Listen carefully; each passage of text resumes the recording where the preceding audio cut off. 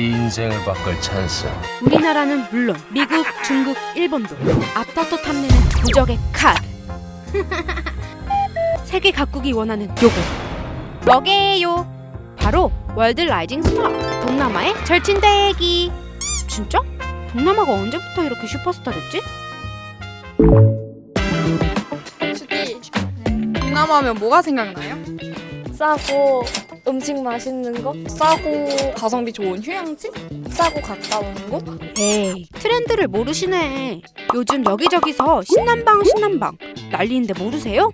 아름다운 미래를 위해선 남쪽, 그러니까 동남아의 마음을 사로잡아야 한다, 이 이야기입니다. 여기서 동남아란 필리핀, 라오스, 베트남 등 소위 아세안 10개국을 뜻합니다.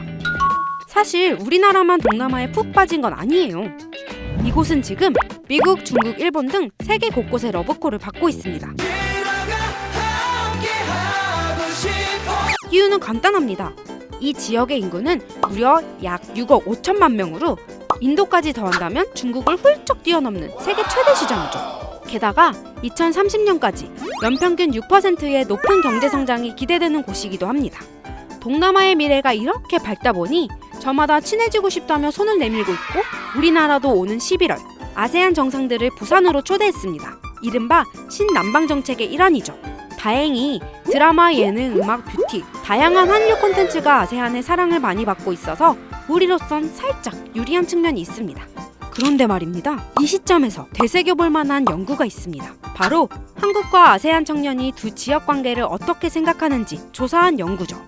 이 조사에서 한국 청년의 93.6%는 한국 아세안의 관계를 긍정적으로 보고 있다고 답했습니다. 부정적인 답변은 6.4%밖에 나오지 않았죠.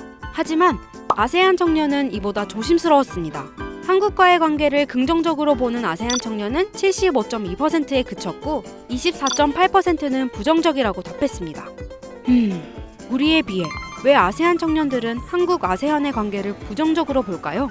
결국은 이제 저임금에 의한 지역 이윤의 추구, 그 이상 그 이하도 아니다. 그들이 받는 차별이라든가 관리라든가 배려 이런 것들이 굉장히 부족하니까. 이 맥락에서 소개하고 싶은 사람이 있습니다. 최근 문 대통령이 신남방 정책 추진차 방문한 미얀마에서 언급한 분인데요.